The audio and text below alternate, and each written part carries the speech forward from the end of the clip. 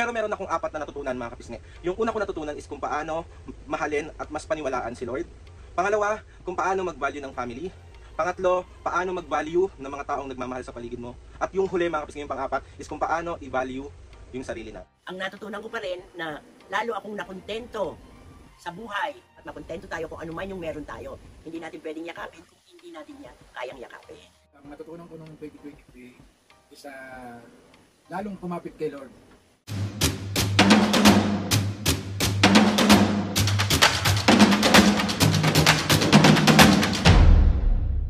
What's up mga kapisngi, for this video, another vlog na naman yung gagawin natin. So itong vlog na to mga kapisngi, hindi tayo magpaprank. Parang hindi ako to. Mga kapisngi, itong vlog na to, tatanungin namin yung sarili namin, si Mami at Papu, kung ano nga ba yung natutunan namin noong 2023. So bali mga kapisngi, magiging seryoso muna tayo ngayong vlog, hindi muna tayo magtatawa.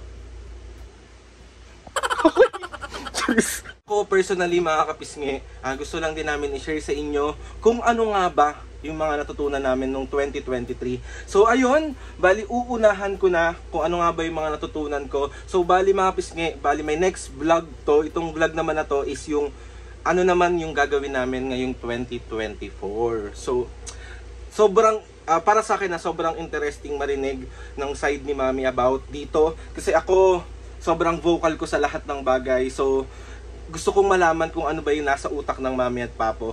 So, ayun na, let's go! Mga kapisngi, gusto ko lang din sabihin sa inyo na hindi talaga naging madali sa akin, sa amin yung 2023 kasi sobrang dami namin pinagdaanan. Pero meron akong apat na natutunan mga kapisngi. Yung una ko natutunan is kung paano mahalin at mas paniwalaan si Lord. Pangalawa, kung paano mag-value ng family. Pangatlo, paano mag-value ng mga taong nagmamahal sa paligid mo. At yung huli mga kapisngi, yung pang-apat is kung paano i-value yung sarili natin. First na natutunan ko mga kapisngi is kung paano mahalin at mas paniwalaan si Lord. Bakit mga kapisngi? Kasi wala tayong ibang tatakbuhan sa unang nangangailangan tayo kundi siya lang. Kasi ngayon natutunan ko na ang laki pala ng ikakaginhawa ng puso mo, ng isip mo, kapag iniyak mo sa Kanya lahat, mas naniwala ka sa Kanya. Kasi hindi Kanya papabayaan. Ibibigay niya sa iyo yung mga problema na yan, yung struggle na yan, lahat ng pagsubok na yan, kung hindi mo kakayanin. So binigay yan para mas maging matatag tayo. Kaya Lord, maraming salamat po. Kasi andito pa rin ako, nakatayo, nakikipag-usap sa inyong lahat mga kapisngi, kasi mas pinatatag niya ako. Okay, kaya sabi ko sa inyo mga kapisngi, mas maniwala kayo, mas mahalin nyo siya, sobrang gaganda or gagaan yung pakiramdam nyo. So second tayo mga kapisngi, yung natutunan ko is kung paano mag-value ng family. So after all ng naranasan ko noong 2023, walang ibang nasa likod ko kundi yung magulang ko. Bakit mga kapisngi? Sabi nga nila, sa panahon, correct nyo ako kung mali ako ng kasabihan na, kasi ito narinig ko lang din, walang magulang na hindi kayang tiisin ng anak. Pwede pa yung anak is kayang tiisin yung magulang. Okay, correct nyo ako kung ano yung mas tama, pero para sa akin yun yung alam ko, yun yung mas natutunan ko. Kasi nung mga panahon na sobrang nag-struggle ako, wala akong iba din na iniyakan kundi yung magulang ko. Yung magulang ko nasa likod ko lang, nakasuporta sa akin. Mali man or tama na yung ginagawa ko, nadapa man ako, nandyan pa rin sila sa likod ko, handa akong suportahan. So Mami, Papu, sobra ako nagpapasalamat sa inyo. Kasi hindi nyo ako tinalikuran, hindi nyo ako pinabayaan, at sobrang mahal nyo pa rin ako. So ayun na nga, dun ko na parang mas mahalin natin yung pamilya natin. Kasi isa rin sila sa mga taong tatakbuhan natin pag sobrang nangangailangan tayo. Okay, third tayo mga kapisngi, kung paano mag-value ng mga taong nasa paligid natin na mahal tayo. Ito kasi mga kapisngi yung hindi natin nakikita before yung mga taong nasa paligid natin. Nakafocus lang tayo dun sa taong akala natin mamahalin tayo ng totoo. Pero mas marami palang tao na mas naniniwala sa'yo, na mas mamahalin ka, at nandiyan palagi, masaya ka man or hindi. Kaya ngayon mga kapisngi, natutunan ko na pahalagahan silang lahat. Kasi may mga taong seasonal lang. May mga tao na ibibigay sa'yo ni Lord para meron kang matutunan. Okay? Hindi, sabi nga nila mga kapisngi, people come and go. Mag-i-stay kung sino mag-stay. Mag-i-stay yung totoo, hindi mag-i-stay yung hindi totoo. So, ganun lang ang buhay. So, ngayon mga kapisngi, yung huli natin na natutunan ko noong 2023 is kung paano mag-value ng sarili. Kung paano mahalin ang sarili. Sobrang importante mga kapisngi kung paano nyo i-value yung sarili nyo. Kung paano nyo mahalin at irespeto yung sarili nyo. Alam mo mga kapisngi, ako, yun yung nawala sa akin noong 2023. Kung paano ko mahalin yung sarili ko. Nalimutan ko lahat. Nalimutan ko kung paano ko i-respect yung sarili ko. Hindi ko man lang natanong yung sarili ko kung kamusta na ba ako. Yung mga ganong bagay. So, para sa akin ngayon mga kapisngi, ito yung sobrang importante. Wag na wag kang magmamahal ng iba kung hindi mo kayang mahalin una yung sarili mo.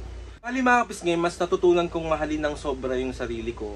Kasi walang ibang magmamahal sa'yo kundi sarili mo lang. Oo, mamahalin ka ng mga ibang tao. Mamahalin ka ng mga taong nasa paligid mo. Pero unang-unang mong mamahalin, dapat yung sarili mo. Kapisngi, alam natin yung worth natin. Alam natin kung paano dapat tayo nabubuhay. So ako, natutunan ko na sobrang pasayahin mo yung sarili mo. Huwag mong iasa sa ibang tao kung paano ka magiging masaya. Kasi pagdating ng panahon, ikaw yan eh. Ikaw yan, nakatayo ka na hindi mo kailangan lahat ng ibang tao. 'Di ba? Bakit mo hahayaan na mahalin mo yung isang tao kung alam mo sa sarili mo na hindi mo kayang mahalin yung sarili mo? Yun mga kapisngi, yun lang naman yung natutunan ko noong 2023. So hihintayin natin si Mami at Papu para sila naman yung sumagot kung ano nga ba yung natutunan nila noong 2023. Kayo mga kapisngi, comment down below kung anong natutunan yung 2023. Tapos magbabasahin ko yan. Ano pang hinihintay natin mga kapisngi? Bali, tatawagin ko na si Mami at Papu, tatanungin na natin sila. So let's go! So ayun na nga mga kapisngi, bali andito na si Mami at Papu. Ayan na. So ayun na nga Mami Papu, meron lang akong gustong itanong sa inyo. Kasi nasagot ko na to kanina. And gusto ko naman kayo marinig kung ano nga ba yung nasa saloobin nyo. So bali ito yung tanong Mami at Papu. Ano nga ba yung natutunan nyo nung 2023? So, bago ang lahat, si Mami muna mga kapisngi. Ready na agad siya sumagot, no? So, si Mami muna mga kapisngi yung unang tatanungin natin bago si Papa. So, ikaw Mami muna ang unang sasagot. Ready ka na? Ready, ready. Okay, go! Ang natutunan ko nung 2023, mas mahalin ko pa ang pamilya ko. Kasi sila ang laging nasa paligid ko. Ano man ang mangyari, karamay ko sila. At isa pa, naman ako o malungkot, nandyan sila para sa akin. Yung ano naman, ito pa, ang natutunan ko pa rin na lalo akong nakontento sa buhay. Kung ano man ang naiaano sa akin ni Aldrin, ni Papu, kontentong-kontento kami. Hindi na kami naghahangad ng sobra-sobra. Kaya mas inano ko rin na makontento sa sarili ko, sa anak ko, kay Papu, kasi yan din ang itinuro ko kay Aldrin, na kung ano yung meron dyan, pagkasyahin. Dapat makontento tayo kung ano man yung meron tayo. Hindi natin pwedeng yakapin kung hindi natin yan kayang yakapin. Yes. Ano pa Mami? Ano pa? Meron ka pa bang mga natutunan ng 2023? At natutunan ko pa, noong 2023, yung mga nagmahal sa amin, lalo ko pa silang mamahalin at lalo ko pang hihigpitan ang yakap sa kanila. Diba? Kung yung namang hindi kami mahal, mas mamahalin ko kayo. I love you! Yes! Ano pa? Meron ka pa ba na natutunan ng 2023, Mami? Ang natutunan ko noong 2023, magpasalamat lagi sa itaas kung ano man yung ibinibigay niya sa aming biyaya. Kontentong-kontento kami. Yes! Takray ng mga sagutan, ha?